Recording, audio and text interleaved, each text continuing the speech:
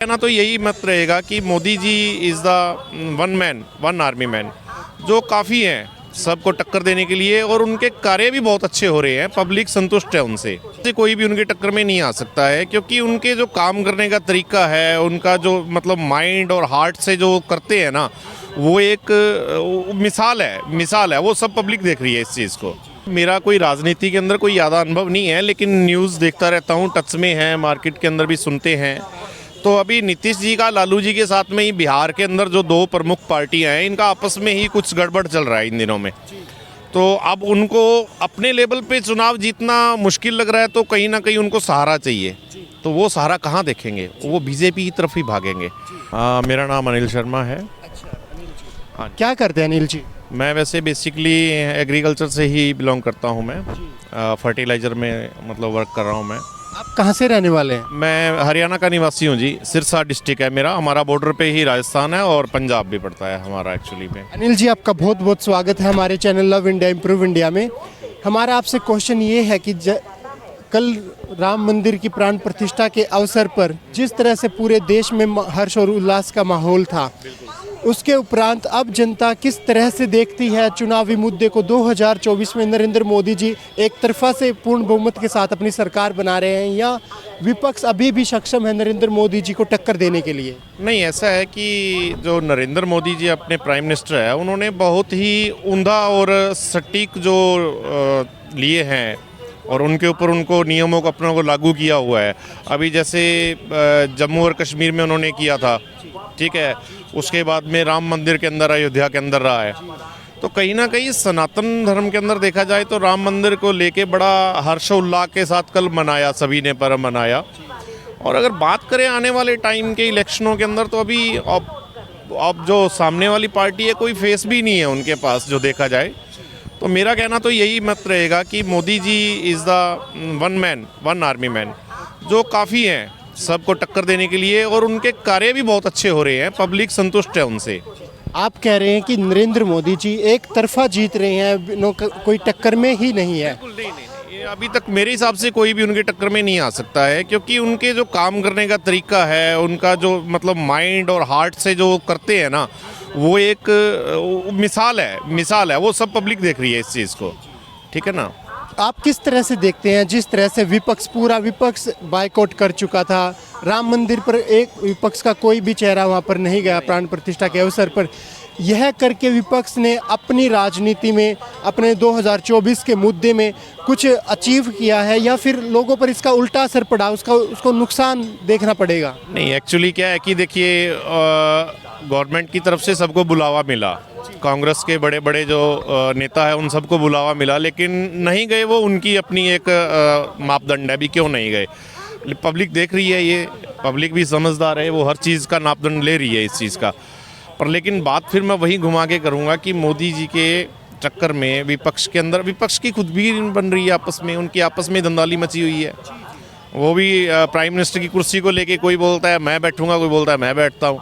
पश्चिम बंगाल में आप ले लो, चाहे आप बिहार में ले लो, ठीक है ना, हर आदमी नीतीश जी खुद अपने आप को प्रधानमंत्री की कुर्सी की तरफ देख रहे हैं, ठीक है ना। तो कहीं ना कहीं उनके आपस में ही मतलब ऐसा टकरार हो रहा है कि उनका कोई आगे दौड़ने वाले में नहीं है जो मोदी जी के बराबर में टक्कर में दौड़ पाए। तो मैं फिर दोबारा कहूँगा, one man army is the best, Modi is the best. Sir, आप जिस तरह से आप कह रहे हैं नीतीश जी भी प्रधानमंत्री के अपने चांस देख रहे हैं, यह भी अनुमान लगाए जा रहे हैं कि नीतीश जी फिर से बीजेपी को समर्थन कर सकते हैं। उसका रीज़न क्या है? क्या नीतीश जी को प्रधानमंत्री बनने का चस्का था जो कि उस महागठबंधन में पूरा नहीं होता दिखाई दे रहा, और इस करके वो बीजेपी में दोबारा ज्वाइन करना चाह रहे हैं? एक्चुअली मेरा कोई राजनीति के अंदर कोई ज़्यादा अनुभव नहीं है, लेकिन न्यूज़ देखता रहता हूँ, टच में है, मार्केट के अंदर भी सुनते हैं। तो अभी नीतीश जी का लालू जी के साथ में ही बिहार के अंदर जो दो प्रमुख पार्टियां हैं, इनका आपस में ही कुछ गड़बड़ चल रहा है इन दिनों में। तो अब उनको अपने लेवल पे चुनाव जीतना मुश्किल लग रहा है, तो कहीं ना कहीं उनको सहारा चाहिए। तो वो सहारा कहाँ देखेंगे? वो बीजेपी की तरफ ही भागेंगे। तो कहीं ना कहीं वो प्राइम मिनिस्टर की ताक में नहीं आ रहे बीजेपी के अंदर। अभी आपने देखा होगा राजस्थान के अंदर एकदम से अभी पूर्ण बहुमत से आई है बीजेपी, तो सबका ये था वसुंधरा राजे या और भी बहुत प्रमुख चेहरे थे बीजेपी के कि सीएम की सीट के लिए उनको बिठाया जाएगा। लेकिन क्या हुआ, एकदम से हटके उन्होंने अपना जो निर्णय लिया। शर्मा जी है, भजनलाल शर्मा जी जो अभी मुख्यमंत्री है, तो उनको फर्स्ट टाइम उन्होंने सीएम की कुर्सी पे बिठाया। तो ये तो नहीं है, अगर आने वाले टाइम में नीतीश जी बिहार से अगर आते हैं बीजेपी के अंदर, तो ये नहीं है कि वो कुर्सी सीएम या प्राइम मिनिस्टर की कुर्सी पे बैठने के दावेदारी में आएंगे। ऐसा कुछ नहीं हो पाएगा, नहीं, ऐसा कुछ नहीं होगा। सर, आपने नरेंद्र मोदी जी को वन मैन आर्मी की उपाधि है, मैं जानना चाहता हूं कि आपने जो वन मैन आर्मी की उपाधि नरेंद्र मोदी जी को दी है वो किस लिहाजे से दी है? आपने पिछले 10 साल में नरेंद्र मोदी जी के ऐसे कौन से काम देखे हैं जिसके तत्पर पर आप ये कह रहे हैं कि नरेंद्र मोदी जी तीसरी बार एक तरफा अपनी सरकार बना रहे हैं? देखिए, ऐसा है कि विपक्ष की पार्टियों को अगर आप जोड़ा जाए, स्टेट लेवल की पार्टियों ने पश्चिम बंगाल, बिहार, पंजाब, आम आदमी पार्टी जो दिल्ली से है, सबने मतलब इकट्ठा जोर लगा के उन्होंने ये अपना एक इंडिया नाम दिया, अपना एक नया ग्रुप तैयार किया। लेकिन उससे हटके अगर देखा जाए तो प्राइम मिनिस्टर मोदी जी अकेले ही चल रहे हैं। वो अपना कहीं यात्रा निकाल रहे हैं, राहुल जी कहीं कुछ कर रहे हैं, उनको उससे कुछ नहीं, कोई कुछ नहीं लेना देना। वो अपने एक लक्ष्य की तरफ मतलब अपना ध्यान देते हुए अग्रेसिव बढ़ रहे हैं। तो बिल्कुल आज के टाइम में देखा जाए तो पब्लिक भी कहीं ना कहीं उनके चाह में है। बिल्कुल, आपकी ये बात मैं मानता हूँ, लेकिन आप ये भी नज़रअंदाज नहीं कर सकते कि नरेंद्र मोदी और बीजेपी के साथ भी 36 दल है, 36 से 38 दल उनके समर्थन में है। साथ साथ क्या देखते हैं कि इतनी बड़ी पार्टी है, अगर Narendra Modi ji one man army है तो 38 दलों का समर्थन उनको क्यों ज़रूरत पड़ी? एक्चुअली क्या है कि कई बार जैसे स्टेट लेवल की बात करें, अभी हरियाणा के अंदर की बात कर रहे हैं हम, मैं हरियाणा का वासी हूँ तो मैं अपने ही प्रदेश की बात करूँगा कि हरियाणा के अंदर अभी इलेक्शन होने वाले हैं, तो कहीं ना कहीं कांग्रेस भी अपना हाथ मार रही है। इंडियन नेशनल लोकदल है, चौटाला साहब जो है, उनके भी 2 पार्ट हो गए, जेजेपी हो गई है, INLA हो गई है। तो वो कहीं ना कहीं वोट जो है वो बंटता दिख रहा है। तो उस कंडीशन के अंदर बीजेपी को किसी ना एक जने को अपने साथ में रखना ही पड़ेगा, ताकि अपने वोट बैंक को अपने पावरफुल में लेके सत्ता के अंदर अपने सीएम को बिठाया जाए। मेरा मत तो यही है कि ये इनके साथ में वो भी एग्री हैं जो प्रदेश की पार्टियां हैं, क्योंकि मोदी साहब की रणनीति एक बहुत ही अच्छी रणनीति के साथ काम कर रही है। आपने 10 साल में बीजेपी के बिग अचीवमेंट्स क्या देखे हैं देश के लिए, और जिस तरह से बीजेपी का माहौल बना हुआ है देश में, जो आयास लगाए जा रहे हैं कि तीसरी बार मोदी जी सरकार बना रहे हैं, उसका रीज़न क्या है? सबसे बड़ा क्या मानते हैं? एक्चुअली क्या है कि आज के टाइम में देखा जाए तो इंडिया या भारत कहे, मैं भारत ही कहूँगा इसको, भारत आज सक्षम हो चुका है देश। वो निर्माण कर रहा है अपने देश के अंदर। पहले हमें क्या फाइटर प्लेन लेने के लिए बाहर की कंट्री से जाना पड़ता था, जर्मनी, फ्रांस, उनसे टाई अप करके लाना पड़ता। आज क्या है कि हेलीकॉप्टर हो, चॉपर हो या फाइटर हो, हमारे देश के अंदर निर्माण हो रहा है, जिसका मेन कारण है कि जब लॉकडाउन लगा था उस टाइम में मोदी जी ने इस चीज़ को बढ़ावा दिया था कि अपने काम को खुद करो, खुद आगे बढ़ो। तो आज के टाइम में देखा जाए तो मोदी जी इज बेस्ट, मोदी जी। अच्छा, आपने कहा कि खुद आत्मनिर्भर की राह पर भारत चला हुआ है। इसके अलावा डेवलपमेंट को लेकर, रोज़गार को लेकर, महंगाई को लेकर, भ्रष्टाचार को लेकर बहुत से मुद्दे हैं जिन पे बीजेपी अच्छे से स्टैंड नहीं कर पा रही। उसके बारे में क्या कहेंगे? बीजेपी ने चेंजेस किए हैं, क्या बदलाव किया है, क्या करप्शन को रोक पाई है, उस पर क्या मानते हैं? हाँ, करप्शन के मामले में अगर बात की जाए तो पहले से बहुत ही कम दिखने में आ रहा है, क्योंकि चाहे आप आर्मी हो या पुलिस के जवान हो, जब ये अपनी ड्यूटी पूरी है एक बिल्कुल सतर्कता के साथ निभा रहे हैं, तो कहीं ना कहीं मैं नहीं मानूंगा कि आप करप्शन के मामले में आप चले जाओगे। अब मान लो मार्केट में हम घूम रहे हैं, मार्केट में कहीं को करप्ट नहीं कर पाएगा, क्योंकि आर्मी वाले खड़े हैं, पुलिस वाले खड़े हैं, इनको इनकी जिम्मेवारी सौंपी गई है, सरकार इनको सैलरी दे रही है, तो ये अपनी जिम्मेवारी को समझ रहे हैं इन चीज़ों को। तो वही अपनी अपनी मत है, पर मेरा मत तो हमेशा यही रहेगा कि मोदी साहब is the best prime minister for the India.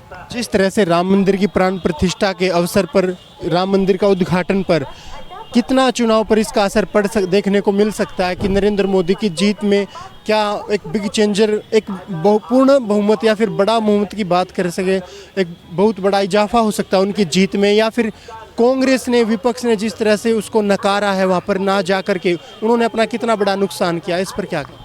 नुकसान तो देखो आने वाले टाइम में इलेक्शन है वो सामने आ ही जाएगा इनको, कांग्रेस वालों को, क्योंकि वो आपस में ही भिड़ रहे हैं। जो गठबंधन करके बैठे हैं, प्रदेश की पार्टी हैं, वो आपस में ही भिड़ रही हैं इन बात को लेके। लेकिन मोदी जी का अगर बात करें तो 80% अचीवमेंट मेरे हिसाब से ये राम मंदिर के निर्माण के बाद में 80% जो है अचीवमेंट अकेला वन मैन आर्मी, मैं दोबारा बोलूँगा मोदी जी को, क्योंकि अकेला चल रहा है वो आदमी। और उस तरफ आप देख लो, उनके सारे सत्ता के अंदर पूरी पार्टियाँ साथ एक साथ में गठबंधन मिला के चल रही हैं। तो Modi ji is the best for the India. आपने राहुल गांधी के बारे में कुछ नहीं कहा। राहुल गांधी मुंबई, मणिपुर से लेकर मुंबई तक भारत जोड़ो न्याय यात्रा कर रहे हैं। राहुल गांधी और उनकी पार्टी का कहना है नरेंद्र मोदी जी ने 10 साल में सिवाय अत्याचार, अन्याय, महिलाओं के साथ अपराध और बेरोजगारी से लोगों के साथ, युवाओं के साथ अपराध किया है। उस पर एक लड़ाई लड़ी जा रही है, भारत जोड़ो न्याय यात्रा। उस पर आप क्या कहेंगे? भारत जोड़ो यात्रा पहले भी हुई थी, तो भारत जोड़ो, वो भारत जोड़ो यात्रा थी और ये भारत जोड़ो न्याय यात्रा है। यात्रा ओके, तो उसका पहले क्या परिणाम मिला इनको, कांग्रेस को, वो आपके सामने है। वैसा ही कुछ अब भी होने वाला है। ये उनका एक फंडा है, वो अपने फंडे को अपना रहे हैं, क्योंकि वो दिखाना चाह रहे हैं पब्लिक के अंदर कि हम खाली नहीं बैठे हुए हैं, इस चीज़ को लेके हम भी कुछ कर रहे हैं। आप क्या मानते हैं 140 करोड़, जिस तरह से कांग्रेस का कहना है 140 करोड़ लोगों के साथ मोदी जी ने उनको ठगा है, उनके साथ गलत काम किया गया, बेईमानी से सरकार बना रहे हैं और लोगों के साथ अपराध किया जा रहा है, उस पर आप क्या मानते हैं? देखिए, पब्लिक आज के टाइम में बड़ी स्मार्ट है, बड़ी समझदार है। जो आदमी अपना मत देने जाता है, वोट करने जाता है, वो बिल्कुल बैलेंस लेके चलता है अपने घर से, ठीक है ना। तो मेरे हिसाब से कि मोदी जी की रणनीति से कोई भी आम आदमी परेशान तो मेरे को तो नहीं लगता, भी होगा तो होगा। हाँ, अगर नहीं, आप ये बात कैसे कह सकते हैं? बेरोजगारी, महंगाई इतनी है कि अभी तक इतनी महंगाई, बेरोजगारी कहाँ है? खेतों में काम करने के लिए वर्कर नहीं मिल रहे हैं, बताइए। मार्केट में काम करने के लिए वर्कर नहीं मिल रहे, कहाँ है बेरोजगारी? जिसने काम ही नहीं करना उसके लिए बेरोजगारी है। आप कह रहे हैं बेरोजगारी बिल्कुल ही नहीं है। आप गवर्नमेंट के आंकड़े उठाकर देखिए, आपको पता लगेगा अभी तक जितनी बेरोजगारी है, आज अब से पहले इतनी बेरोजगारी नहीं। देखिए, गवर्नमेंट क्या करे, गवर्नमेंट की कुछ लिमिट सीटें होती हैं, उनके ऊपर उनकी पदवी भर दी जाती है। अब ये तो नहीं उसको डबल कर दिया जाए, नहीं किया जाएगा। तो इसके अलावा और भी ऑप्शन काफ़ी हैं। आज अब मैं बेरोज़गार नहीं हूँ, मैं नौकरीशुदा नहीं हूँ, मैं गवर्नमेंट एम्प्लॉय नहीं हूँ, पर लेकिन मैं अपना हाथ पांव चला रहा हूँ, मैं अपना पेट भर रहा हूँ, अपने बच्चों को पाल रहा हूँ, अपना परिवार चला रहा हूँ। तो क्या मैं बेरोज़गार हूँ? मैं अपना एक बिजनेस कर रहा हूँ, व्यापार कर रहा हूँ। मैं हरियाणा से चल के दिल्ली आया हूँ, दिल्ली से अब राजस्थान जाऊँगा, व्यापार करने के लिए ही जा रहा हूँ ना। तो अब क्या मैं इसके लिए मोदी जी को या बीजेपी को या कांग्रेस को बोलूँ कि मेरे को उन्होंने नौकरी नहीं दी? ये तो कोई मतलब कहने वाली बात नहीं होती ना इसमें। तो बेरोज़गारी मेरे हिसाब से नहीं है। जो लोग काम नहीं करना चाहते तो उनके लिए बेरोज़गारी है ही है जी।